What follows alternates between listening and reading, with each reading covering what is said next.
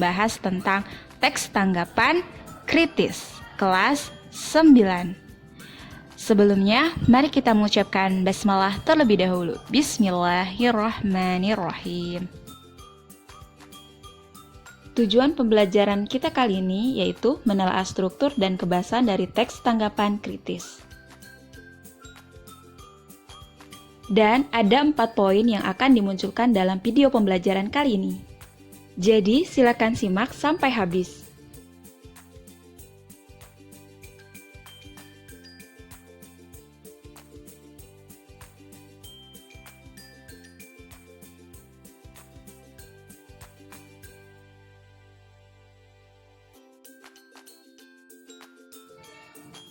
Untuk struktur teks tanggapan, evaluasi, deskripsi teks, dan penegasan ulang.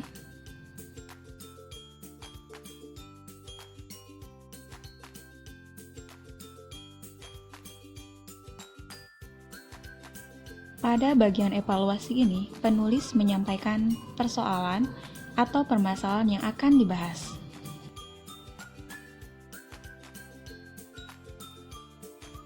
Pada contoh evaluasi, penulis menyampaikan secara umum permasalahannya tentang kebakaran hutan di Sumatera dan Kalimantan.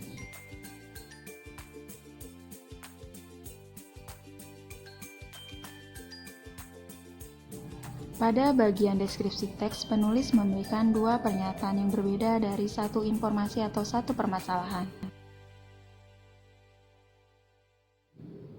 Pada contoh bagian deskripsi teks terdapat satu permasalahan dengan 2 argumen atau pendapat yang berbeda. Pendapat yang pertama menyatakan jika kebakaran disebabkan oleh musim kemarau, sedangkan pendapat yang kedua menyatakan kebakaran disebabkan oleh ulah pengusaha nakal. Pada bagian penegasan ulang, penulis memberikan kesimpulan dengan menegaskan kembali apa yang sudah dilakukan dan diputuskan. Nah, pada bagian contoh penegasan ulang di sini menyimpulkan atau menegaskan kembali dari deskripsi teks sebelumnya bahwa pemerintah itu harus melakukan tindakan preventif atau pencegahan yang diperlukan agar kebakaran hutan itu bisa dicegah. Jadi ditegaskan kembali.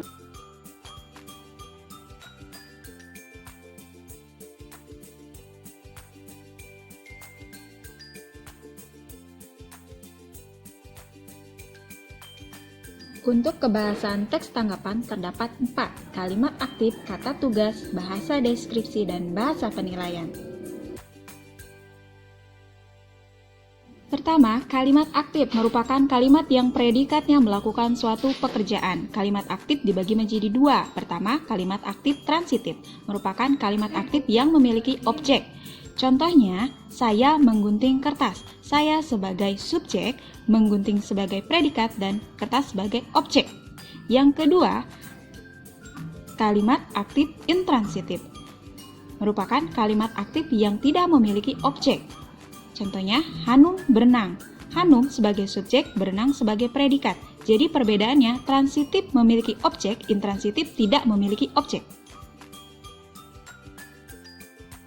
Yang kedua, kata tugas merupakan kata penghubung atau pelengkap yang dapat menyesuaikan dalam kalimat sehingga makna yang dihasilkan akan jelas. Pertama, preposisi atau kata depan. Ada di, dari, ke. Yang kedua, konjungsi atau kata hubung. Contohnya, ada dan, tetapi, melainkan, dan lainnya. Ketiga, partikel penegas. Ada kah, lah, pun untuk menegaskan.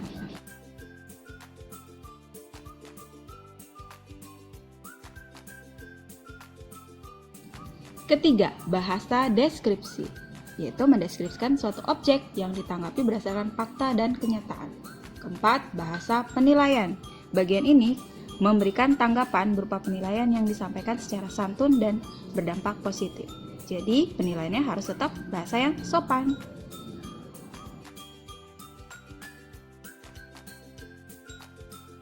Untuk contoh kebahasaan pada paragraf pertama terdapat preposisi di hutan-hutan. Dan di paragraf kedua termasuk bahasa deskripsi karena mendeskripsikan kebakaran hutan yang sering terjadi di Indonesia. Dan terdapat konjungsi dan ada kata dari juga sebagai preposisi. Untuk di paragraf ketiga terdapat bahasa penilaian karena menilai tentang kinerja pemerintah dalam menangani kebakaran hutan di Indonesia. Dalam bahasa penilaian, bahasa tetap harus sopan. Nah, itu tadi pembahasan tentang struktur dan kebahasan dari teks tanggapan kritis. Terima kasih dan semoga bermanfaat. Wassalamualaikum warahmatullahi wabarakatuh.